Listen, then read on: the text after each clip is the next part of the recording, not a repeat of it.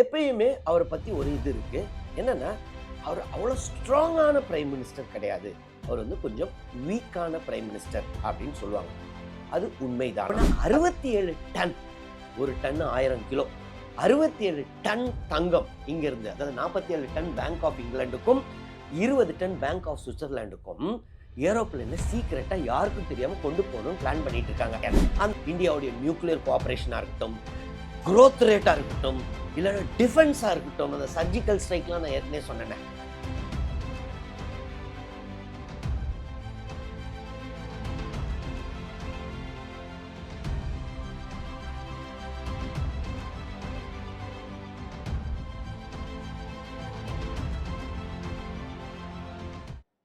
வணக்கம். இஸ்ரேல் ஜபசிங். முன்னாள் பிரதமரான டாக்டர் மன்மோகன் சிங் அவர்கள் நேற்று இரவு காலமானார். அவர் வயது முதிர்ச்சி.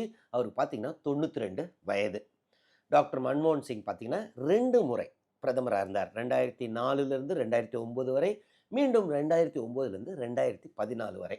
இப்போ பார்த்தீங்கன்னா உலக தலைவர்கள் பலர் இரங்கல் தெரிவித்துள்ளார்கள். நம்ம நாட்டிலையும் எல்லா பொலிட்டிக்கல் பார்ட்டிஸுமே இதை ஒரு ஆழ்ந்த இரங்கலை தெரிவித்துள்ளனர், நம்ம பிரதமர் உட்பட. டாக்டர் மன்மோகன் சிங் அப்படின்னாலே அவர் ஒரு எக்கனாமிக் எக்ஸ்பர்ட்டு, அவர் ஒரு சைலண்டான ஆள், நல்ல வேலை செய்வார் அப்படின்னு சொல்லுவாங்க. ஆனால் எப்பயுமே அவரை பற்றி ஒரு இது இருக்குது. என்னென்னா, அவர் அவ்வளோ ஸ்ட்ராங்கான பிரைம் மினிஸ்டர் கிடையாது. அவர் கொஞ்சம் வீக்கான பிரைம் மினிஸ்டர் அப்படின்னு சொல்லுவாங்க. அது உண்மைதானா? அதை பற்றிலாம் இந்த வீடியோவில் நம்ம பார்ப்போம். டாக்டர் மன்மோகன் சிங் பார்த்தீங்கன்னா, அவர் பிறந்தது பாகிஸ்தான் பகுதியில் உள்ள பஞ்சாபில். அவர் ப்ரீ இண்டிபெண்டன்ஸ் டைமில் பிறந்தார். அதற்கு அப்புறம் இந்த பார்ட்டிஷன் டைமில் பார்த்தீங்கன்னா உயிர் தப்பி வந்திருக்கார். அதாவது ஜஸ்ட்ல எஸ்கேப் ஆனேன் அப்படின்னு சொல்லியிருக்காரு பின்னாளில் ஒரு இன்டர்வியூவில். அதற்கப்புறம் அவர் இந்த சைடில் உள்ள பஞ்சாபில் செட்டில் ஆயிருக்காங்க. ரொம்ப ரொம்ப ரொம்ப ஏழ்மையான குடும்பமாங்க. அவர் பெருசாக பின்னாளில் ஏழ்மையை பற்றிலாம் என்றைக்குமே சொன்னதில்லை. ஆனால் ரொம்ப கஷ்டத்தில் நிறைய பிள்ளைகள் இருந்திருக்காங்க அவங்க குடும்பத்தில். ரொம்ப வறுமையில் வாடியிருக்கார். ஆனால் பயங்கர ஹார்ட் ஒர்க்கிங்காக. அதற்கப்புறம் ஸ்காலர்ஷிப் மூலமாக பஞ்சாபில் இங்கே படிச்சிருக்காரு. பின்னாளில் கேம்பிரிட்ஜ், ஆக்ஸ்ஃபோர்ட், இந்த மாதிரி பெரிய பெரிய பல்கலைக்கழகங்கள்லாம் படித்தவர். அதற்கப்புறம் இந்தியா அவர் படிப்புக்கு அப்புறம் கொஞ்சம் கொஞ்சமாக கான்ட்ரிபியூட் பண்ணுறாருங்க. எங்கெல்லாம் ஃபஸ்ட்டு எக்கனாமிக் அட்வைசராக இருப்பார். அதற்கப்புறம் அவரை ஆர்பிஐ கவர்னராக ஆக்குறாங்க. 1984 ஒரு டைமில் என்ன இருந்துச்சுன்னா, பிசிசிஐ அப்படின்னு ஒரு பேங்க் இருந்துச்சு. ஸோ பிசிசிஐ பேங்க்கை ஒரு பிரான்ச்சை மும்பையில் எஸ்டாப்ளிஷ் பண்ணலாம் அப்படின்னு யோசிக்கிறாங்க. ஆனால் அதோடைய ஃபினான்ஷியல் சரியில்லைன்னு ஆர்பிஐ கவர்னரான டாக்டர் மன்மோகன் சிங் அதை நிராகரிச்சிடுறாரு. ஆனால் அவங்க அதுக்கப்புறம் எப்படியோ ப்ரெஷர் கொடுத்து அப்போது ஃபினான்ஸ் மினிஸ்டர் யாருன்னா பிரணாப் முகர்ஜி அவர்கள். ஸோ பிரணாப் முகர்ஜி திருப்பி பேசியிருக்காரு, அதை அலோவ் பண்ணிடலான்னு. இல்லை, டாக்டர் மன்மோகன் சிங் ஆர்பிஐ கவர்னராக அதெல்லாம் முடியாது அப்படின்னு சொல்லியிருக்காரு. ஸோ ஒரு கட்டத்தில் என்னது இவர் இல்லைன்றாருன்ட்டு இனிமேல் ஆர்பிஐலாம் இந்த மாதிரி புது லைசன்ஸ் கொடுக்குறதோ, பிரான்ச்சஸை பற்றி பிரான்ச்சஸ்க்கு லைசன்ஸ் கொடுக்குறதோ அலௌடு கிடையாது. கவர்மெண்ட் ஆஃப் இந்தியாவுடைய ஃபினான்ஸ் மினிஸ்ட்ரியை டிசைட் பண்ணிடும் அப்படின்னு கேபினெட்டில் ரெசல்யூஷன் பண்ணுறாங்க. இது தெரிந்த உடனே ஆர்பிஐ கவர்னர் டாக்டர் மன்மோகன் சிங் ரெசிக்னேஷனை அனுப்பிச்சிடுறாரு. இல்லைங்க, அப்படின்னா என்னால் எல்லாம் வேலை செய்ய முடியாது இந்த மாதிரிலாம் அப்படின்னு. ஸோ இது தெரிஞ்சவொன்னு அப்போ பார்த்தீங்கன்னா இந்திரா காந்தி அவர்கள் தான் பிரைம் மினிஸ்டரு, இவர் பிரணாப் முகர்ஜி அவர்கள் ஃபினான்ஸ் மினிஸ்டர். உடனடியாக அவங்களுக்கு அதிர்ச்சி ஆயிருந்தான். சரி அப்போ அந்த ரெசல்யூஷனே திருப்பி எடுத்து விட்டுடலாம் அப்படின்னு சொன்னோன்னு தான் அவர் ரெசிக்னேஷனையே வாபஸ் வாங்கினாராம். எப்பயுமே அவருக்குன்னு ஒரு லைன் வச்சுருப்பாருங்க, அதில் ரொம்ப பிடிவாதமாக இருப்பார் அப்படின்னு சொல்லுவாங்க. 1991 காங்கிரஸ் பார்த்தீங்கன்னா ராஜீவ்காந்தி அவர்கள் இறந்த பிறகு காங்கிரஸ் மெஜாரிட்டி வந்துடுது. ஆனால் யார் பிரைம் மினிஸ்டரியல் கேண்டிடேட்னு தெரியல. ஏன்னா ராஜீவ்காந்தி பிரைம் மினிஸ்டரியல் கேண்டிடேட்டு, அவர் எலெக்ஷன் கேம்பெயின் அப்போ கொல்லப்படுகிறார். அப்போ காங்கிரஸ் பார்ட்டியில் என்ன டிசைட் பண்ணுறாங்கன்னா, மெஜாரிட்டி வந்துருச்சு, ஏற்கனவே ரிட்டையர் ஆகிருக்காரு பிவி நரசிம்மராவ்னு, அவர் அப்போ முந்தின கேபினெட்டில் மினிஸ்டராக இருந்தவர். அவர் ஆட்டோபயோகிராஃபி எழுதிக்கிட்டு இருந்திருக்காரு. அவரை கூப்பிட்டு நீங்கள் தான் பிரைம் மினிஸ்டர், ஏன்னா அவர் படித்தவர், ஒரு மாமேதை. அப்போது எல்லோருமே என்ன யோசிச்சாங்கன்னா, இவர் PV Narasimha Rao prime minister, finance minister கண்டிப்பாக பிரணாப் முகர்ஜி தான் அப்படின்னாங்க. ஏன்னா பிரணாப் முகர்ஜி அவர்கள் ஒரு ஃபினான்ஷியல் எக்ஸ்பர்ட். ஆனாலும் பிவி நரசிம்மராவ் சொன்னாராம், இல்லை பிரணாப் முகர்ஜி அவர்களாலாம் இதை சமாளிக்க முடியாது இன்னைக்கு இருக்கிற சூழலை அப்படின்னு. அன்னைக்கு என்ன சூழல் அப்படி இருந்துச்சு? என்னன்னா, இந்தியாவுக்கு வந்துட்டு அந்நிய செலவாணி அப்படின்னு சொல்லுவாங்க. ஃபாரின் எக்ஸ்சேஞ்ச் ரிசர்வ் வெறும் 3 வாரத்துக்கு தான் இருந்துச்சாங்க. 3 வாரம். இன்னைக்கெல்லாம் பார்த்தீங்கன்னா, ஒரு 10, 11 மாசம் இருக்கும் ஆவரேஜா. 3 வாரத்துக்கு நம்மளுக்கு டாலர் உள்ள வரலன்னா, இந்தியா கொலாப்ஸ் ஆயிடும். ஏன் டாலர் உள்ள வரலன்னா இந்தியா கொலாப்ஸ் ஆகும்? இப்போ டாலர் இல்லன்னு வைங்களேன், நம்மளால கச்சா எண்ணெய், க்ரூட் ஆயில இம்போர்ட் பண்ண முடியாது. டீசல், பெட்ரோல் ஒண்ணும் இல்லாம போயிடும். டீசல், பெட்ரோல் இல்லன்னா வண்டி ஓடாது. காய்கறி, அரிசி, பருப்பு எதுவும் ஃபார்ம்ல இருந்து மார்க்கெட்டுக்கு வராது. ஸோ, க்ரூட் ஆயில் இல்லன்னா மொத்த இந்தியாவும் ஸ்தம்பிச்சு போயிடும். ஸோ, இந்த மாரி அதாவது நமக்கு சுத்தமா வரதுக்குரிய வாய்ப்பும் குறைஞ்சிருச்சாம். வெறும் 3 வாரம் ரிசர்வ். இதுவரைக்கும் 1947ல இருந்து 2024 வரைக்கும் இந்த மாரி ஒரு மோசமான நிலைமை நம்ம இருந்ததே இல்லையாம். இது ஆகப்போகுதுன்னு தெரிஞ்ச உடனே, அப்போ கேர்டேக்கர் பிரைம் மினிஸ்டர் யாருன்னா, சந்திரசேகர் அவர்கள். ஒரு நல்ல பிரதமர், டவுட்டே இல்ல. ஆனா, எக்கனாமிக் சிச்சுவேஷன் படுமோசம். 3 வாரம். உடனே என்ன பண்றாரான்னா, சரி ஐஎம்எஃப்ட்ட கேட்கலாம். இன்டர்நேஷனல் மானிட்டரி ஃபண்டுன்னு ஒண்ணு இருக்கு. ஸோ ஐஎம்எஃப்ட்ட கேட்டா கடன் குடுப்பாங்கன்னு. அவங்க தான் இந்த மாரி ஃபாரின் எக்ஸ்சேஞ்ச் ரிசர்வ்ஸ்லாம் குடுப்பாங்க. ஐஎம்எஃப் சொன்னாங்களாம், "நாங்க ஏற்கனவே பலமுறை குடுத்துட்டோம். இன்னும் நீங்க திருப்பி குடுத்த பாடில்ல. உங்க கிரெடிட் ரேட்டிங்லாம் வேற டவுன் ஆகிக்கிட்டே போது. இந்த மாரிலாம் ஒண்ணும் பண்ண முடியாது. வேணும்னா தங்கத்த அடகு வைங்கன்னாங்களாம்." உடனே 67 டன், ஒரு டன் 1000 கிலோ. 67 டன் தங்கம் இங்கிருந்து, அதாவது 47 டன் பேங்க் ஆஃப் இங்கிலாந்துக்கும், 20 டன் பேங்க் ஆஃப் சுவிட்சர்லாந்துக்கும் ஏரோப்ளேன்ல சீக்ரெட்டா யாருக்கும் தெரியாம கொண்டு போகணும்னு பிளான் பண்ணிட்டு இருக்காங்க. அந்த 67 டன் தங்கம் இந்த பாலம் ஏர்போர்ட், டெல்லியில பாலம் ஏர்போர்ட்டுக்கு போம்போது திடீர்னு அந்த ட்ரக்ல ஏதோ ரிப்பேர் ஆயிடுச்சாங்க. உடனே சுத்தி இருந்தவங்க, ஏன்னா ஃபுல்லா போலீஸ் இருந்திருப்பாங்கல்ல, யாரோ ஒரு ரிப்போர்ட்டரு எதுக்கு ஒரு ட்ரக்க சுத்தி இத்தனை போலீஸ் அப்படின்னு மோப்பம் பிடிச்சிருக்காரு. அதற்கப்புறம் அவர் கண்டுபிடிச்சாராம், இல்ல இல்ல தங்கம் வெளியில போகுதுன்னு. அடுத்த நாள் நியூஸ் பேப்பர்ல வந்துட்டு இந்தியா 67 டன் அடகு வைக்குது, இது ஒரு தேசிய அவமானம் அப்படின்றாங்க. ஸோ இந்த மாதிரி ஒரு டிஃபிகல்ட் சிச்சுவேஷன். அந்த தங்கத்தை வச்சு தான் அடகு, பின்னால அந்த தங்கம் போயிருச்சு, அதை அடகு வச்சு கொஞ்சம் கொஞ்சமா சமாளிக்கிறாங்க. எலெக்ஷனு இப்பதான் ஒருத்தர் பிரதமரா கொண்டு வரணும். இப்ப பெரிய பிரச்சனைகள் என்ன அந்த டைம்லன்னு பாத்தீங்கன்னா, இந்தியாவுக்கு காலம் காலமாக யுஎஸ்எஸ்ஆர் ஹெல்ப் பண்ணிக்கிட்டு இருந்துச்சுங்க. நமக்கு தேவையான ஒரு பகுதி கச்சா எண்ணெய், க்ரூட் ஆயில நம்ம யுஎஸ்எஸ்ஆர்ட்ட இருந்து வாங்கிப்போம். ரூபாயை கொடுத்து வாங்கிப்போம். ரூபி ரூபிள் ட்ரேட் அப்படின்னு சொல்லுவாங்க. ஸோ எல்லாத்துக்கும் நம்மளுக்கு டாலர் தேவையில்ல. ஆனா, இப்ப யுஎஸ்எஸ்ஆரே பார்த்தீங்கன்னா, கொலாப்ஸ் ஆயிடுச்சு. ஏன்னா, அவங்க வந்துட்டு லிபரலைஸ் பண்றேன், பிரைவேடைஸ் பண்றேன், குளோபலைஸ் பண்றேன் அப்படின்னு சொல்லி அப்போதைய பிரசிடென்ட்டான மிகேல் கோர்பச்சேவ் அவர்கள், அத பெரஸ்ட்ரோய்கா அப்படின்னாங்க. அவரு இது வந்து ஒரு சர்ஜரி பண்ற மாரி, நியூரோ சர்ஜரி மாரி தெரியாம பண்ணா கொலாப்ஸ் ஆயிடும். அவரு ஏதோ ட்ரை பண்ணாரு. யுஎஸ்எஸ்ஆர் பெரிய கண்ட்ரி, சந்தேகமே இல்ல. ஆனா அது ஃபெயிலியர் ஆயி டிஸ்இன்டகிரேட் ஆயிடுச்சு. அதற்கு அப்புறம் தான் தஜிகிஸ்தான், உஸ்பெகிஸ்தான், உக்ரைன் இதெல்லாம் பிறந்தது. ரஷ்யா தனியாயிடுச்சு. ஸோ நமக்கு இப்போ க்ரூட் ஆயில் அந்த வழியா வராது. ஸோ நம்ம மொத்த க்ரூட் ஆயிலுமே டாலர வச்சு தான் வாங்கணும். 3 வாரம் டாலர் தான் இருந்துச்சு. அது இல்லாம இப்ப தங்கத்த வச்சு கொஞ்சம் டாலர் வாங்கியிருக்கோங்க. 2வது பெரிய பிரச்சனை என்னன்னா கல்ஃப் வார். குவைத்துக்கும் இவங்களுக்கும் ஈராக்குக்கும் பிரச்சனை. அதனால யுஎஸ்ஏ தலையை நீட்டுது. அப்போதைய பிரசிடென்ட்டான சீனியர் ஜார்ஜ் புஷ் அப்படின்னு சொல்லுவாங்க. ஸோ ஜார்ஜ் புஷ் சீனியர் வந்து வார் இது பண்ணிடுறாரு. ஸோ ஒரு கல்ஃப்ல வார் வந்த உடனே கச்சா எண்ணெய் விலை ஏற ஆரம்பிச்சிருச்சு. ஒரு சைடு யுஎஸ்எஸ்ஆர் இது கிடையாது. இன்னொரு சைடு இந்த மாதிரி கச்சா எண்ணெய் விலை வேற ஏற ஆரம்பிச்சிருச்சு. இந்த மாதிரி சூழல்ல தான் இப்ப பிவி நரசிம்மராவ் சொன்னாராம், இல்ல இல்ல இதெல்லாம் பிரணாப் முகர்ஜியால சமாளிக்க முடியாது. அதுக்கு அந்த புரொஃபசரை போய் கூப்பிடணும் அப்படின்னாராம். அப்போ புரொஃபசர்ன்னு அவர் சொன்னது யாரும் இல்ல, நம்மளுடைய டாக்டர் மன்மோகன் சிங்க. அப்போ ஜெயராம் ரமேஷ் அவர்கள், அவரு தான் மெசஞ்சரா அனுப்பிச்சாராம். அப்போ டாக்டர் மன்மோகன் சிங் அவர்களுக்கு உடம்பு சரியில்லாம இருந்துச்சாம். ஸோ அதனால இவர் போய் சொன்னாராம், இந்த மாதிரி உங்களை தான் ஃபினான்ஸ் மினிஸ்டர் ஆக்கணும்னு ஆசைப்படுறாரு, நீங்க வரீங்களான்னு. ஏன்னா இவரு ஏற்கனவே ஆர்பிஐ கவர்னரா இருந்தவர். ஸோ நீங்க வரீங்களான்னோடனே இவர் சொன்னாராம், நான் வர்றதுக்கெல்லாம் ஓகே. ஆனா ஒரு கண்டிஷன், உங்க பிரைம் மினிஸ்டர்ட்ட போய் சொல்லுங்க. நான் வந்தேன்னா எனக்கு கம்ப்ளீட் அட்டானமி வேணும். சும்மா நான் எல்லாத்துக்கெல்லாம் தலையாட்டிட்டுலாம் இருக்க மாட்டேன். வேணும்னா நான் ரெடி, இல்லைன்னா வேணான்ட்டாராம். உடனே ஜெயராம் ரமேஷ் போய் சொன்னாராம், இந்த மாதிரி தான் சொல்றாரு அவரு, நீங்க என்ன நினைக்கிறீங்கன்னு. பிவி நரசிம்மராவ் மாமேதைன்னு நான் ஏற்கனவே சொன்னேன். அவர் சொன்னாராம், அவர் தான் அப்போ பெஸ்ட்டு, அவரே போய் கூப்பிட்டு வாங்க அப்படின்னாராம். உடனே இவர் போய் சொன்னாராம், சரி அப்படின்னா நான் உடம்பு சரியானோன்னா வந்து சேர்றேன்னாராம். அதற்கு அப்புறம் தான் ஃபினான்ஸ் மினிஸ்டர் ஆறாரு டாக்டர் மன்மோகன் சிங் 1991. பார்லிமெண்ட்ல வந்த உடனே ஒரு வாக்கு கொடுக்குறாரு. அந்த 67 டன் தங்கம் இருக்குல்ல, அதை நான் திருப்பி கொண்டு வந்துடுவேன், கவலைப்படாதீங்க அப்படின்னாராம். அதற்கு அப்புறம் பார்த்தீங்கன்னா, அந்த 91 to 96ங்க. அவர் தான் ஒரு நியூரோ சர்ஜன் மிகேல் கொர்பச்சேவ், யுஎஸ்எஸ்ஆர் நம்மளோட பல மடங்கு எல்லாத்துலேயுமே எக்ஸ்பர்ட்ஸுங்க அவங்க. அவங்களால சக்ஸஸ்ஃபுல்லாக பண்ண முடியல. உலகம் முழுவதும் என்ன சொல்லிக்கிட்டு இருந்தாங்கன்னா, இந்தியா தான் அடுத்த யுஎஸ்எஸ்ஆர். இப்போ கொலாப்ஸ் ஆக போகுது. ஏன்னா டாலருக்கு வரவுக்கு வழியே இல்லை, டிஸ்இன்டகிரேட் கூட ஆகிடும் யுஎஸ்எஸ்ஆர் மாதிரி அப்படின்னு உலக அளவு சொல்லிக்கிட்டு இருந்தாங்க. இவர் சொன்னார், நான் படிப்படியாக எல்லாத்தையும் சரி பண்ணுறேன். அதற்கு அப்புறம் பார்த்தீங்கன்னா, ஒரு நியூரோ சர்ஜனோட எக்ஸ்பர்ட்டாக ஒவ்வொன்றா சரி பண்ணியிருக்காருங்க.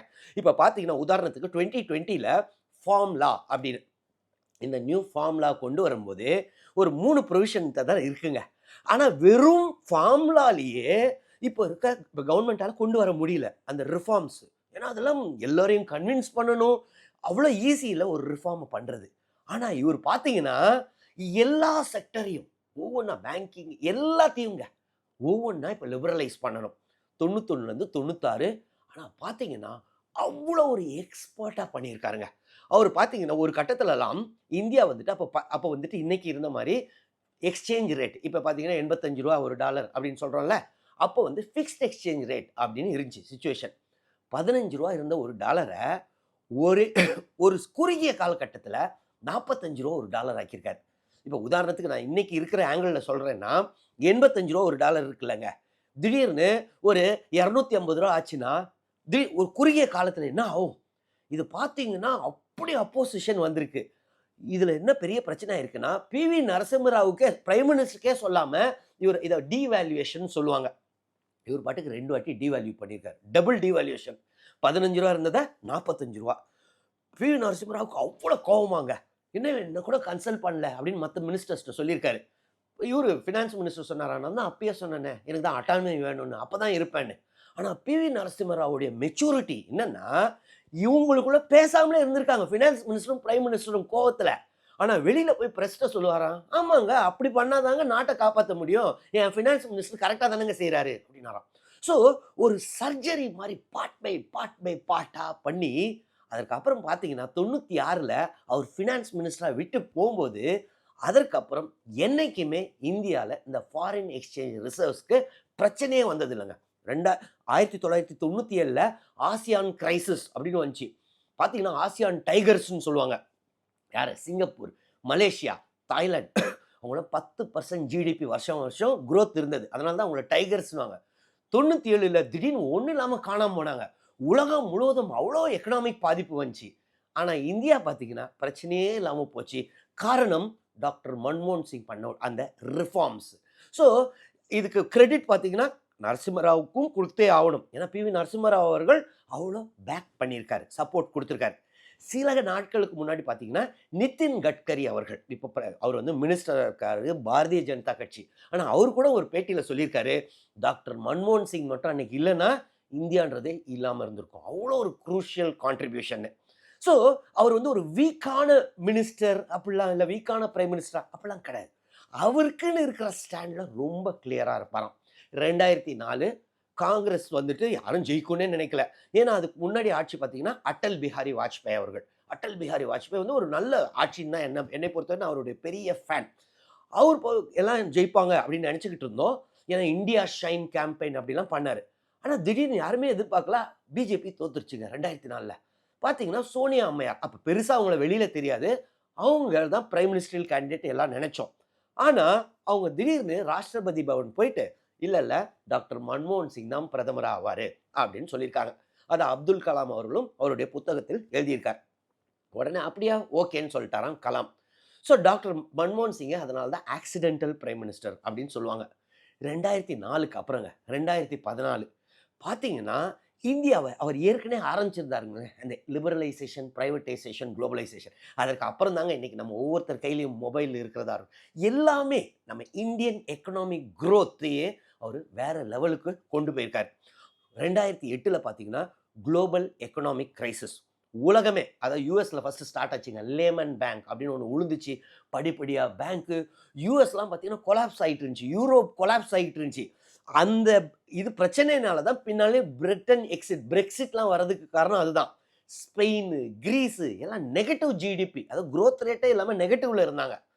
இந்தியா பார்த்தீங்கன்னா அந்த பிளான் பீரியடை 11th 5-year பிளான் வாங்க. 2008 ஒரு குளோபல் கிரைசிஸ், 2011 திருப்பி குளோபல் ரெசெஷன். பயங்கரமான உலக அளவுல மார்க்கெட்லாம் அடி. ஷேர் மார்க்கெட்டா இருக்கட்டும், எல்லா ஜிடிபி ஒண்ணும் இல்லாம போய்கிட்டு இருந்துச்சு.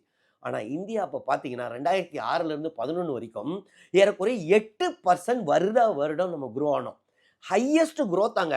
1947ல இருந்து 2024 வரைக்கும் என்னைக்குமே அந்த குரோத் ரேட்டை யாராலையும் அச்சீவே பண்ண முடியல.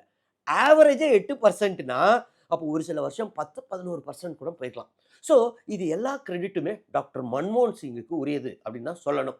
சரி, கொஞ்ச நாளைக்கு முன்னாடி நம்ம இந்த பாலக்கோட் ஸ்ட்ரைக் அப்போ, இப்போ என்டிஏ ஆட்சி, இப்போ போன என்டிஏ ஆட்சின்னு நினைக்கிறேன், பாலக்கோட்டில் சர்ஜிக்கல் ஸ்ட்ரைக் அப்படின்னு சொன்னாங்க. அதாவது பாகிஸ்தான் சைடில் ஒரு ஸ்ட்ரைக் அடிக்கிறது நம்ம சைடில் இருந்து.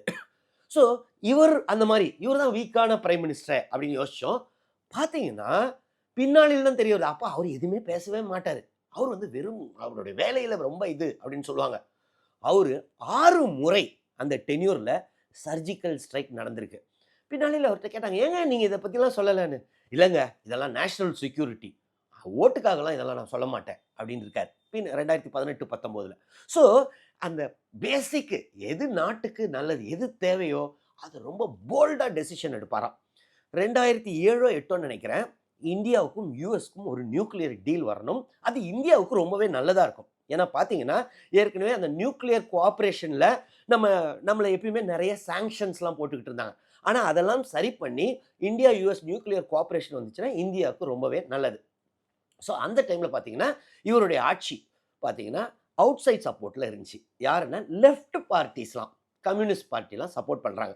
ஸோ அவங்க வந்துட்டு இந்த யூஎஸ் நியூக்ளியர் டீல்னு அவங்க உடனே சொல்லிட்டாங்க, அப்படின்னா நாங்கள் சப்போர்ட்டை வித்ட்ரா பண்ணிடுறோம். சாதாரணமாக டாக்டர் மன்மோகன் சிங்னா, ஓ சப்போர்ட்டை வித்ட்ரா பண்ணுறீங்களா, அப்போ வேணாம் அப்படி தான் சொல்லுவார்னு எல்லாம் நினச்சாங்க. அவர் என்ன சொன்னாராம், அதெல்லாம் கிடையாதுங்க, இது நம்ம நாட்டுக்கு நல்லது, இதை பண்ணி தாங்க ஆகணும். இல்லை அப்படின்னா நாங்கள் சப்போர்ட்டை வித்ட்ரா பண்ணிடுவோம். சரி பண்ணிக்கோங்கன்ட்டாராம். ஸோ எல்லாருக்குமே அதிர்ச்சின்னா இவர் பாட்டுக்கு பண்ணிடு, நம்ம லோக்சபாவில் பார்த்துக்கலான்ட்டு சோனியா அம்மையார்கிட்ட சொன்னாங்களாம். நம்ம பார்த்துக்கலாம், அதுக்காக இந்த நியூக்ளியர் டீல் விட்டால் நாட்டுக்கு பிரச்சனை வந்துடும், நம்ம பண்ணிடுவோம் அப்படின்னாராம். கடைசியில் பார்த்தீங்கன்னா எப்படியோ சக்ஸஸ்ஃபுல்லாக மேனேஜ் பண்ணி அந்த நியூக்ளியர் டீலும் முடிஞ்சது. அந்த டென்யூரையும் இவர் கம்ப்ளீட் பண்ணார். அதுக்கு அடுத்த எலெக்ஷன்லையும் ஜெயிச்சார்.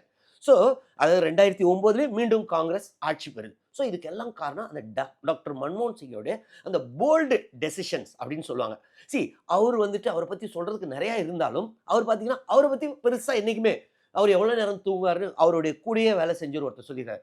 மினிமம் 16 மணி நேரம் ஒரு நாள் வேலை செஞ்சுருவாருங்க. நிறைய நேரம் 18 மணி நேரம் கூட வேலை செய்வார்.